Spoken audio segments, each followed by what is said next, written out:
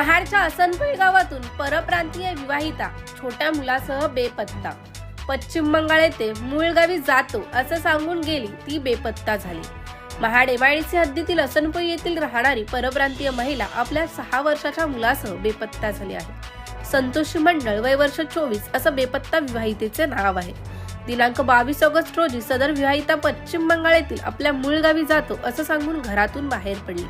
ती तेथे पोहोचली नाही आणि शोधल्यानंतर सापडून देखील आली नाही. या प्रकरणी बेपत्ता विवाहितेचा पती किंगसुख मंडळ याने महाड एमआयडीसी पोलीस ठाण्यात पत्नी आणि मुलगा बेपत्ता झाल्याची तक्रार नोंद केली आहे. ब्युरो रिपोर्ट, तेज मराठी न्यूज, महाड, रायगड.